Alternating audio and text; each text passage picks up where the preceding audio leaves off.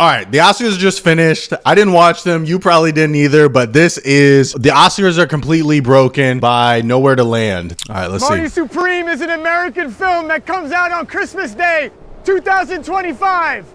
Depending on when you're watching this might still be happening. And Timothée Chalamet is absolutely everywhere you turn. But he's not just campaigning for an Oscar.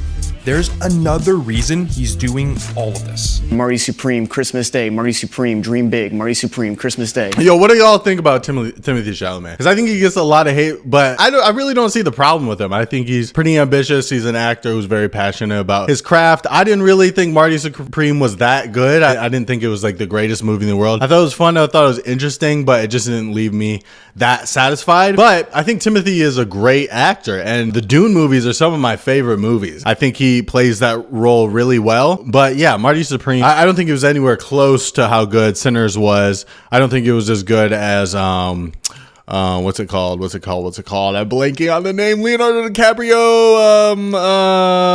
What's it called? Oh, One Battle After Another. I thought that was a great movie. I think Sinners should have honestly won Best Picture. You either find this all to be annoying or you probably don't care at all. But the truth is, it's not for you. Any of it. At all. And that's because the Academy Awards, the Oscars, are completely broken.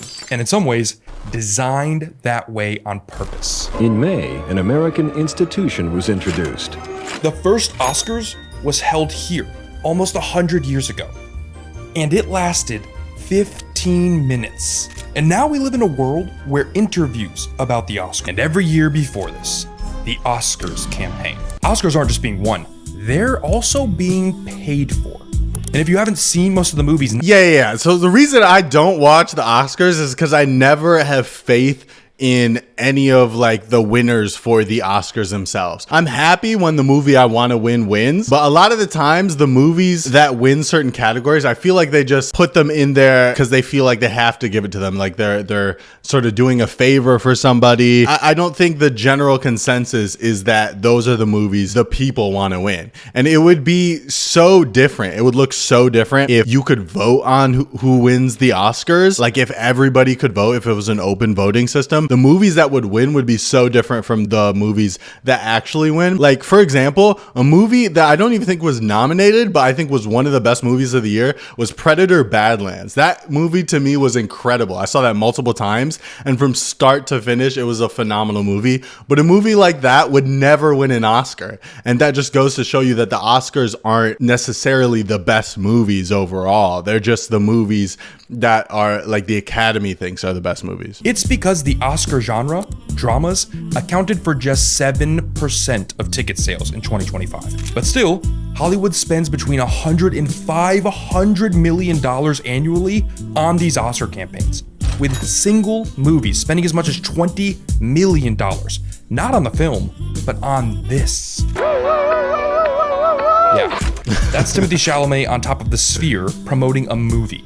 And if he seems very committed, it's because he is. But it's not because he just wants a trophy. There's a bigger prize. According to BBC, a Best Actor Oscar win boosts the pay for the winner on future movies by almost $4 million a movie. You might be up here too for $4 million more every time you show up to work. But I mentioned, how does that work? Because like if you're saying, like, I know it has to give you some negotiation power, but like it's hard to imagine that they'd get that much more for winning an Oscar. Before that, this is not for you.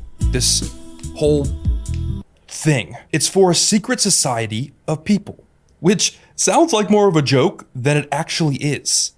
And this is where the Oscars breaks down further. So how exactly does Oscars voting work? Well, there's almost 10,000 voters. Who are they? You'll never know. It's a secret. What we do know is they're not the public. So how do you become a voter? Well, you don't apply. You have to work in the industry. And then you have to be sponsored. As Brainstuff explained it, 2 members of the committee in your field have to invite you in. So if you're an actor, 2 actors, a director, 2 directors, and so on. Yeah, like an invite system is never gonna be a fair way of like getting people into a voting committee. Like you should not be invited. Like imagine if the only politicians who could win in office were the ones who were invited by other politicians. And I know to an extent that is true. Yeah, at least it's only based on like campaigning and like it's like a pay to win type of thing. And it's not literally that you get invited in. But having a society only accept people who feel like fit their group and like their ideals for their group, I think is always a bad way to have a voting system. That's a terrible way to have a voting system. That the votes are just going to reflect that group and that group alone because they're just gatekeeping. Get nominated for an Oscar. That's at least automatic consideration. But neither of those 2 things are enough. You then have to get an endorsement from your specific fields committee. That's right, a subcommittee.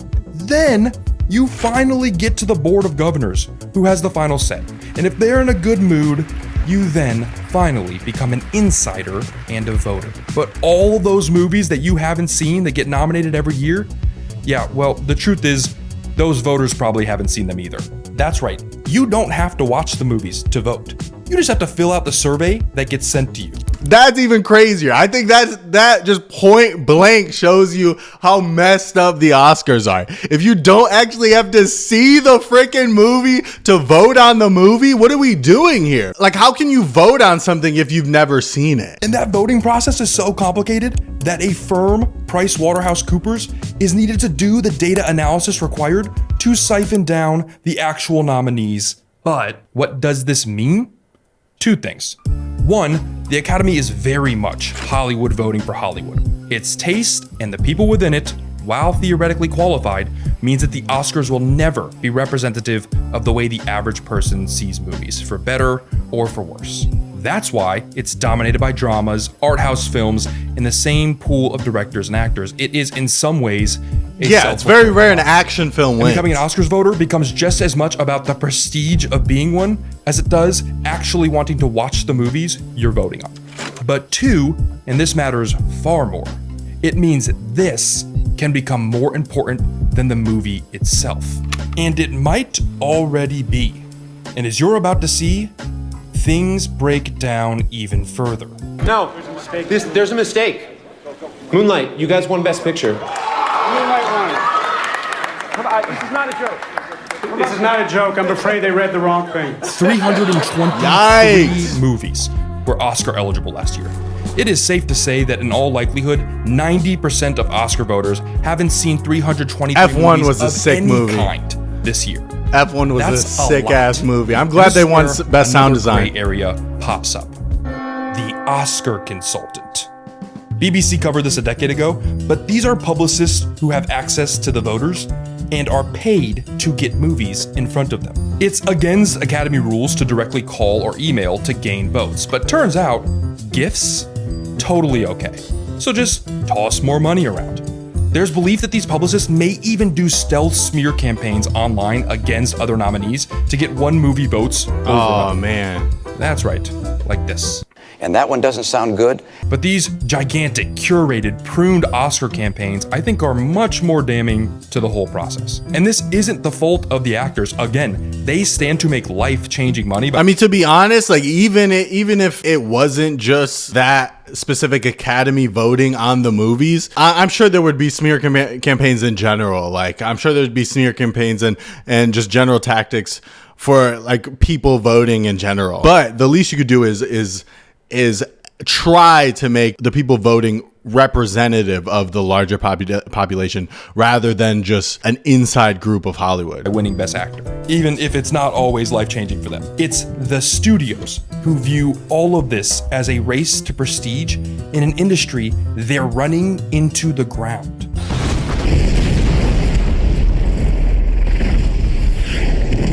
On screen right now are the amount of nominations each of these movies has for the 2026 Oscars. As Bloomberg pointed out recently, that means that just these movies account for 64 nominations. 6 movies account for over 50% of the big name nominations. For reference, Pretty crazy. 20 years ago, an average of 18 movies received at least 2 nominations. So why is this happening? Well, the Oscars focus on prestige pictures, on a specific kind of movie creates this reality. Remember when The Dark Knight wasn't nominated for Best Picture? Well, look what happened. The Dark Knight wasn't nominated for Best Picture? I didn't know that. For some reason, I thought it won Best Picture. That's actually crazy to think about. Didn't Heath Ledger win Best Actor or whatever that title is? Oh, Best Supporting Actor. Yeah, at least he won that, but like that's insane that The Dark Knight wasn't nominated for Best Picture. That's one of my favorite movies of all time. And that's the thing is like action movies don't get viewed in the same way as other movies. You'll never see like a horror movie win Best Picture. Why can't you see a horror movie win Best Picture? Horror movies are that's like my favorite genre. And the fact that it doesn't even have a chance at winning Best Picture no matter how good it is insane to me. Why even call it Best Picture if you're not even going to include all the genres? Happens when Chris Nolan makes a drama. And may I see Oppenheimer? Christopher Nolan, Oppenheimer. Oppenheimer. Oppenheimer. Oppenheimer. As much as the Academy wants you to believe they've adjusted, the truth is the numbers don't really support that. Sure, it's great to see Sinners up there for Best Picture and hopefully a winner in some of its categories. And there has been a push to diversify the kinds of It didn't win Best Picture, but it should have. Not a huge change in the kind of films that win. That scene right there where they're playing the instruments and there's all those different eras of music going on in that room, like all the spirits and stuff are awakened and everybody's joining in to make this music from different eras. That is one of the best scenes I've ever seen in a movie in my entire life ever. Like that shit was so good, and they performed that at the Oscars and got a standing ovation from everybody. I understand the score one or whatever, but like that movie in general, there's so many elements that were just so perfect. The cinematography, the music, the score, the acting, all of it. All of that was better than the one that actually won, One Battle After Another. How did it not win Best Picture? How did it not win Best Picture? The big awards, with some exceptions, of course. 2026's Oscar nominees across the board are the least financially successful films domestically on average in over a decade. So yes, there are more big movies up there, but the Oscars are so top heavy right now because studios are releasing 30% less movies a year than they were 2 decades ago. And less Fair enough. Like I pointed out earlier, with less movies are longer pictures, there are less movies nominated. This very much exposes the reality of what the Oscars is at its core. A race to make the most Oscars-y movie for the Oscars. Yeah. It's a popularity contest, but only amongst the kids who are already cool and the kids with the money. Thank you very much.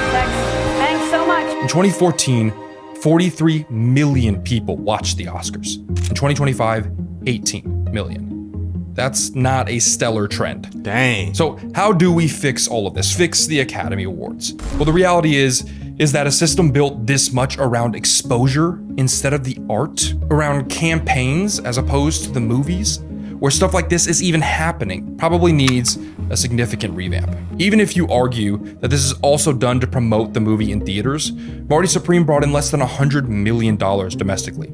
You'll have a tough time convincing me that all this money spent was just about selling more tickets to a prestige film. That math doesn't add up. A new rule for this year states that members must watch all films in a category to vote. But turns out you can just check a box and not watch it on the Academy screening service or watch it at all. It's an honor system. One a journalist recently discovered was not working, and that some voters admitted to doing things like literally letting movies play on mute just to say they technically watched it. And of course, I've seen a lot of the suggestions that maybe 50% of the votes come from the fans or the public, like the NBA's All-Star voting. So the people actually paying to see the movies and not being invited to screenings or being sent press DVDs get a vote too. Yeah, how does the NBA All-Star voting work? So you said half of the people are from the public and half of the people are, I'm assuming, like experts in the field. That's kind of a nice way to do it. Like kind of have it weighted, because people who do watch more movies, if you've seen all the movies, you've seen more movies in general, maybe you have a better idea of what goes into making a movie. But the other half should be the general audience who you're making movies for, should have a say in which movies are the best. That's an idea that has its own problems, as the NBA has seen, but the fact that that doesn't sound completely ridiculous means this system as it exists has maybe run its course. And the truth is, the Academy has no interest in letting you decide what movies are good. And that's because the reality is, just like this, maybe the Oscars isn't for us. And maybe the industry likes it that way. To me, the Oscars seem broken. But to the Oscars, maybe it's exactly what it's supposed to be. I'm Dewey, and that's it for today's episode. If you enjoyed- shout out that channel. That was a good channel. What is it? Nowhere to Land. But yeah, I don't think I don't know when the next time I'm going to watch the Oscars is, just because I don't really have any faith in what wins. I just don't put any weight on that. And I'm somebody who watches most movies that come out in theaters. I go to the theater every week, once to 2 times a week. Hopefully one day it changes. Maybe there'll be a different award show that rises to the top that is more representative of the public. But right now, I don't see it happening.